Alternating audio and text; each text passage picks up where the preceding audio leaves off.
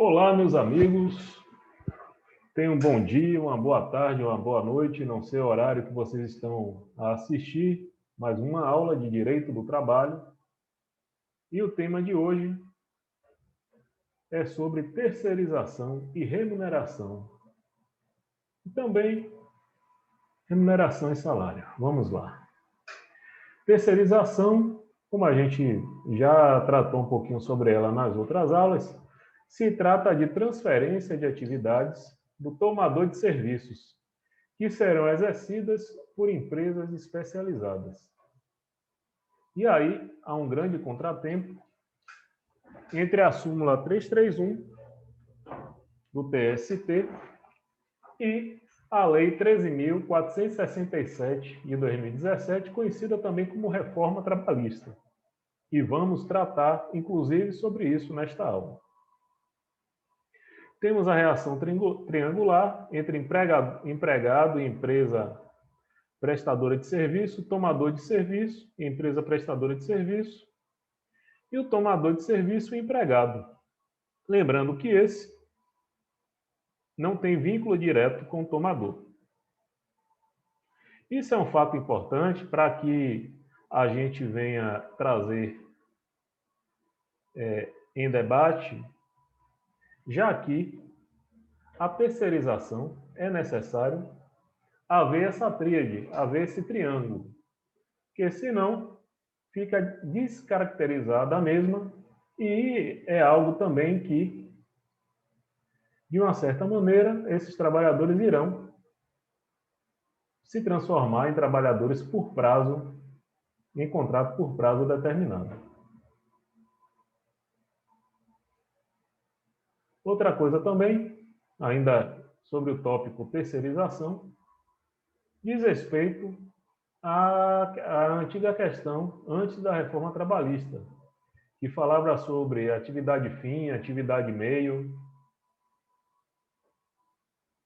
serviços de vigilância e limpeza. Então, a reforma em si, até um pouco antes até da reforma, a Lei 13.400 melhor dizendo, depois da reforma, a Lei 13.429 tratou sobre isso, que a reforma é a Lei 13.467 e, antes disso, já existia a Lei 13.429 de 2017, que já falava, já antecipava o que iria dizer a reforma, que fala exatamente sobre qualquer ramo que seja o ramo da empresa tomadora de serviços, não existe vínculo entre ela e os trabalhadores contratados pelas empresas de trabalho temporário. Já desvirtuando isso, o disposto nessa lei não se aplica a empresas de vigilância e transporte, permanecendo as respectivas relações de trabalho reguladas por legislação especial. E, naquilo que falte, a lei trabalhista, ou seja, atividade meio desde que não exista subordinação e pessoalidade. Existindo subordinação e pessoalidade, você já vai descaracterizar esse contrato de trabalho. Outro ponto importante é o artigo 4º, trazido pela reforma trabalhista. Aí já estamos na Lei 13.467 de 2017. E ela cita que considera-se prestação de serviço a terceiros a transferência feita pelo contratante da execução de qualquer de suas atividades, inclusive sua atividade principal, a pessoa jurídica de direito privado prestadora de serviço que possua capacidade econômica compatível com a sua execução. Outra coisa interessante também é o parágrafo 2º, que diz que não se configura vínculo empregatício entre trabalhadores ou sócios de empresas prestadoras de serviço, qualquer que seja seu ramo e empresa contratante. Um ponto interessante a se tratar, que eu nem coloquei nesses slides, é a possibilidade de você, que é empregador, contratar uma empresa, vamos dizer assim, um MEI, para prestar serviço para você. E esse MEI, né, que é personificado no dono da empresa, mas é uma empresa em si, apesar de você ver uma pessoa tendo características de subordinação, pois está lá quase sempre, habitualidade, pois praticamente é um trabalho corriqueiro, vamos dizer assim, vamos dar exemplo aí a um salão de beleza, que você vê aquele profissional, mas na verdade ali é uma prestação de serviço. Vamos dizer que o dono do prédio, que funciona esse salão, desse cabeleireiro, ele apenas fornece o espaço e, na verdade, não tem nenhuma relação direta, a não ser uma relação contratual, entre o dono do espaço e o profissional que está ali trabalhando.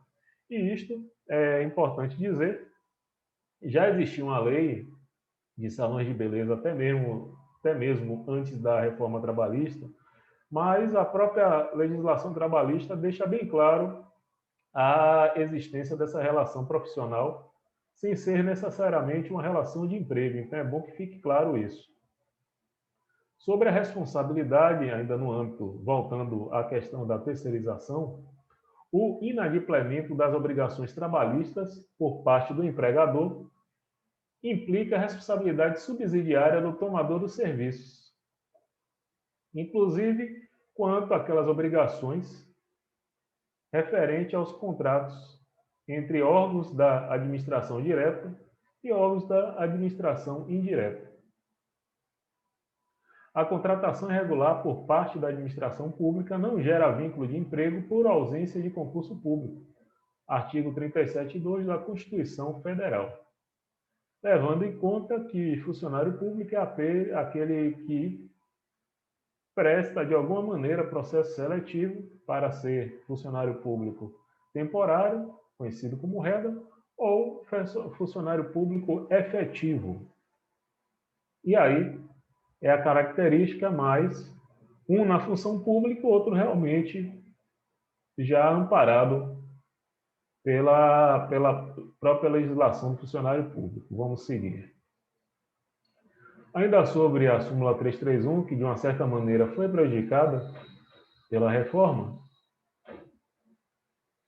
ainda restando os incisos 3º e 4º, não forma vínculo de emprego com o tomador a contratação de serviços de vigilância e de conservação de limpeza, bem como serviços especializados ligados à atividade meio do tomador, desde que inexistente a subordinação direta. E aí também, com o advento da reforma, a súmula 331, de uma certa maneira, ela já entra em desuso, já que na própria legislação trabalhista ela deixa bem claro que atividade fim, atividade meio, desde que não haja subordinação direta, não vai existir relação de emprego. Já no tocante ao não pagamento das obrigações trabalhistas por parte do empregador, implica em responsabilidade subsidiária do tomador de serviço em relação àquelas obrigações, desde que haja participado da relação processual e conste também do título executivo judicial. Temos a responsabilidade da administração versus a Lei 866 de 93, que é a Lei de Licitações. Os entes integrantes da administração pública direta e indireta respondem subsidiariamente nas mesmas condições do item 4, caso evidenciada sua conduta culposa no cumprimento das obrigações da Lei 8666, especialmente na fiscalização do cumprimento das obrigações contratuais e legais. A aludida responsabilidade não decorre do mero inadimplemento das obrigações assumidas pela empresa regularmente contratada. Então, o inciso 5 deixa bem claro que essa responsabilidade subsidiária alegada é pela não fiscalização. Caso tenha fiscalizado, a responsabilidade vai ser exclusivamente da empresa contratada.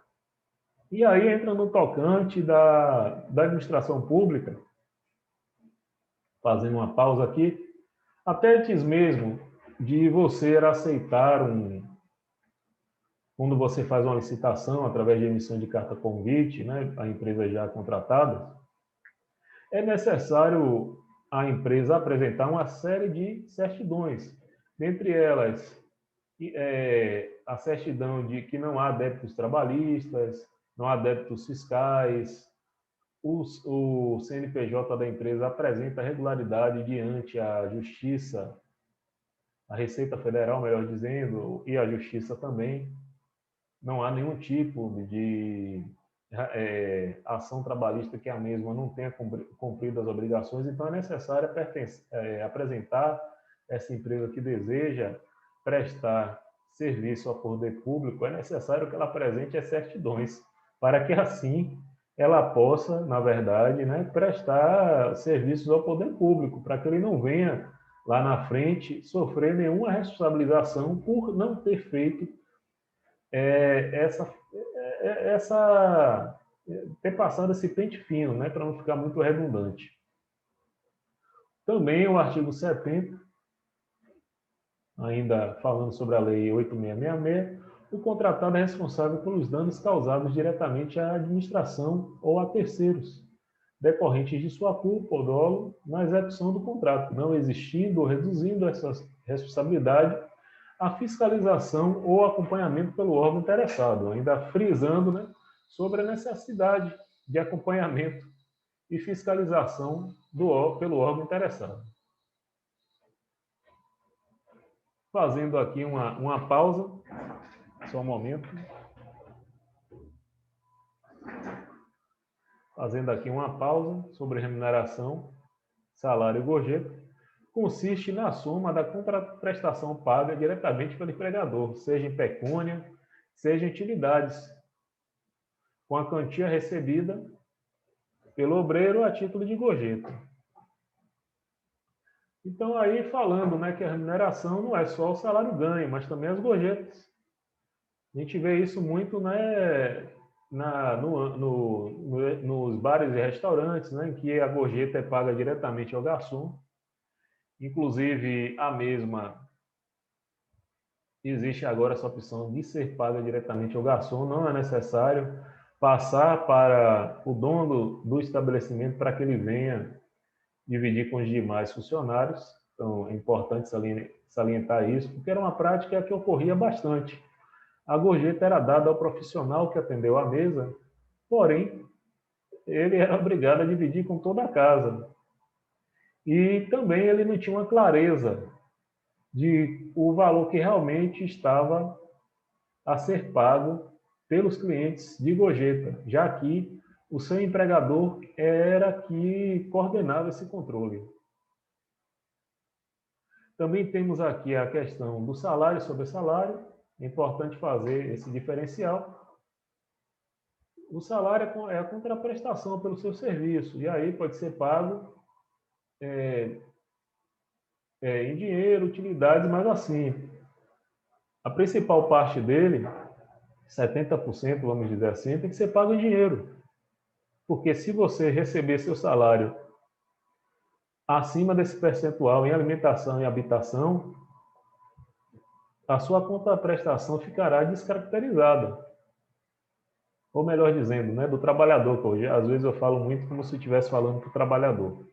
E estou, às vezes, né? Todos nós somos, e alguns são principalmente seletistas. E aí, lembrando, né, que na fórmula do salário tem o salário básico, que é o salário em pecúnia, em dinheiro, e o salário in natura, que pode ser habitação, alimentação, lembrando do percentual falado. E tem também o que passa o salário, que é como se fosse, né, uma compensação ao salário básico. Que, a exemplo, a gente pode falar do adicional noturno. Ainda sobre o salário in natura, toda a parcela, bem como vantagem fornecida pelo empregador como gratificação pelo trabalho desenvolvido pelo funcionário. Ou seja, a prestação você recebe é para o trabalho. Então, você recebe a prestação do Vale Transporte, ou recebe a prestação de um auxílio refeição, não é o Vale Alimentação, mas um auxílio refeição, seria para o trabalho. No dia que você não vai trabalhar, você não recebe. Já a prestação pelo trabalho, aí seria assim o salário, incluindo o salário in natura, que é a cesta básica, como a gente pode assim sinalizar. Outra coisa importante que muita gente, né, pergunta: habitação, energia elétrica, veículo fornecido pelo empregador e empregado, quando indispensáveis para a realização deste, não tem natureza salarial. Ainda aqui, no caso de veículo, seja ele utilizado pelo empregado, também atividades particulares. Isso acontecia muito.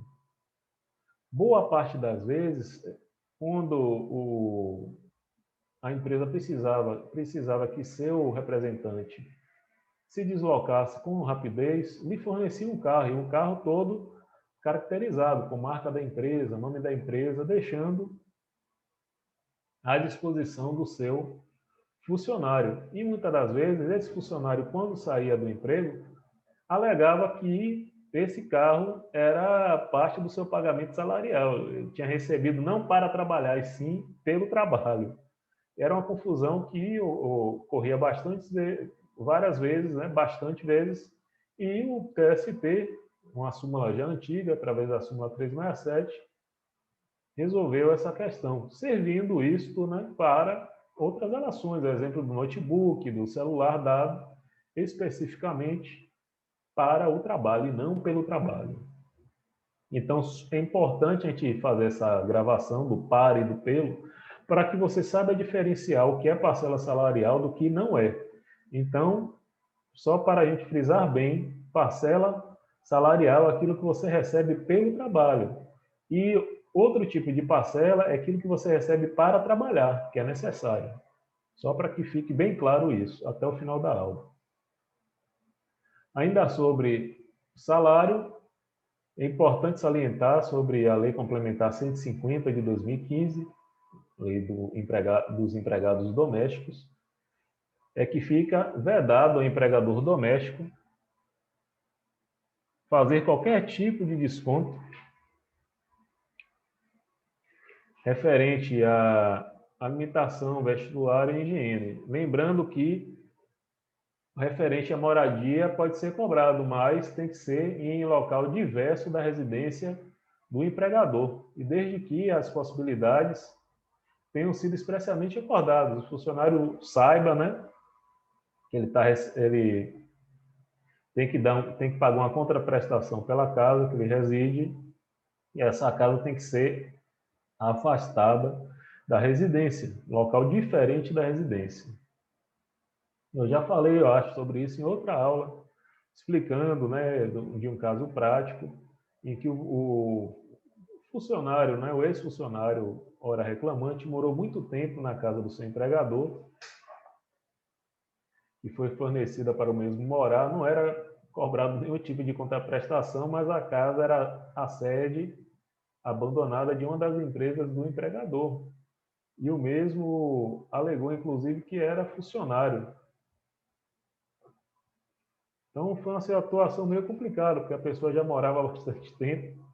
Na época, ainda não existia essa atualização do empregado doméstico.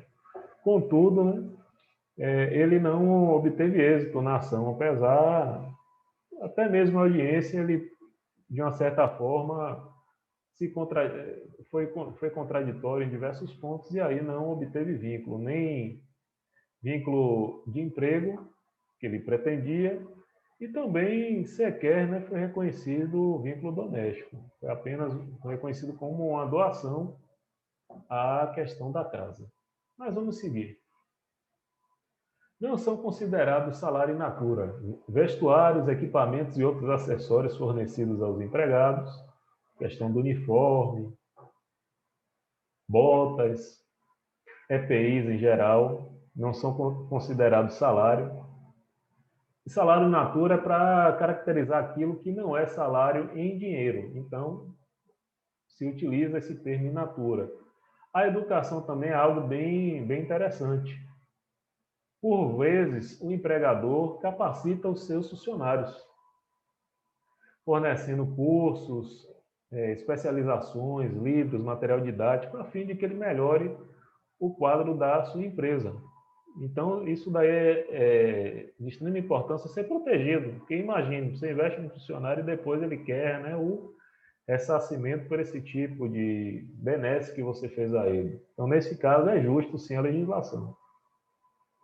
valores referentes à assistência médica, odontológica, própria ou não, inclusive reembolso de despesas, como medicamentos, óculos, aparelhos, mesmo que quando concedido diferentes modalidades de planos e coberturas.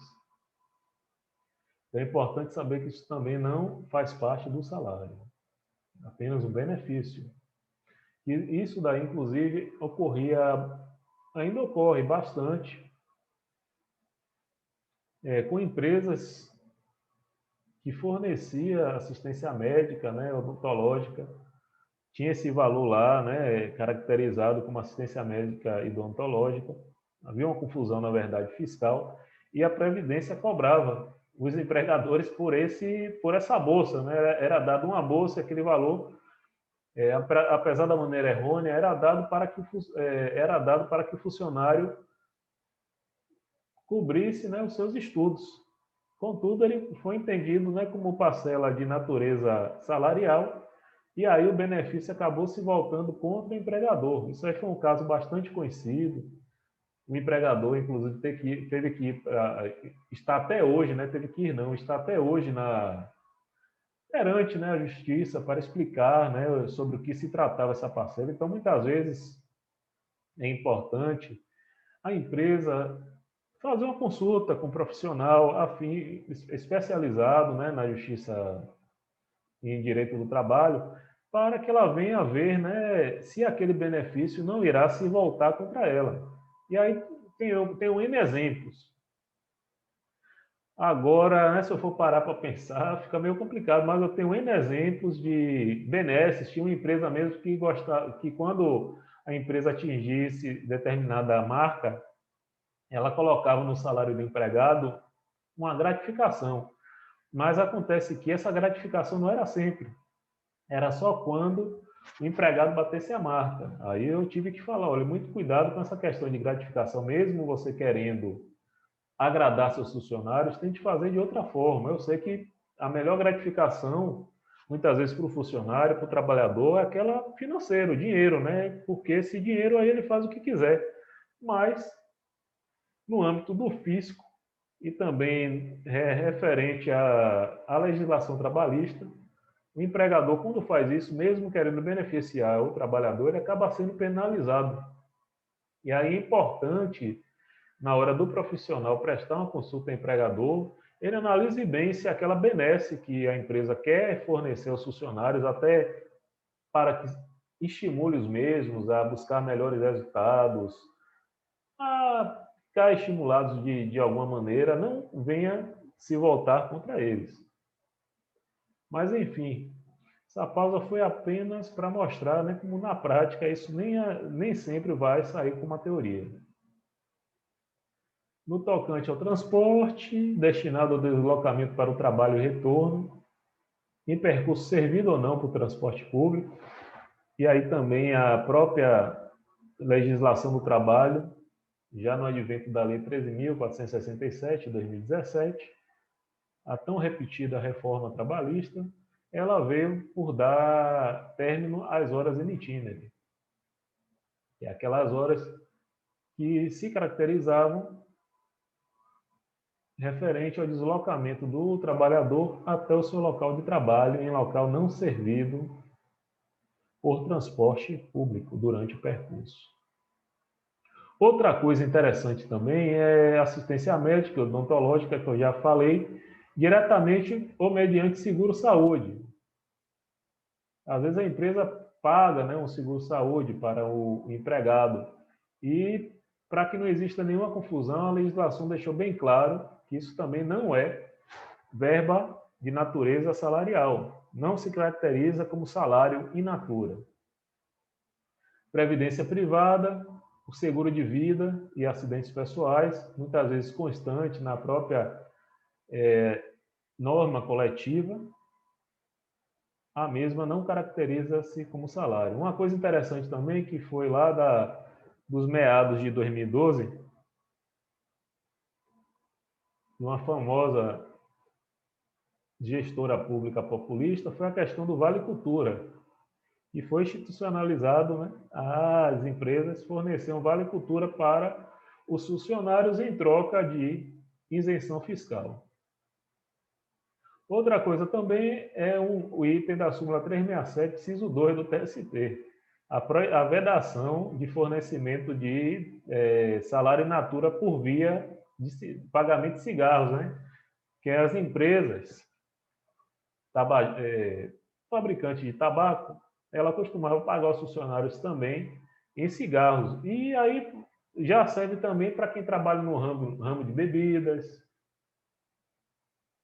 que não seja feito pagamento em bebidas, né? Na verdade, tudo que prejudicar o trabalhador, a saúde do trabalhador, é vedado.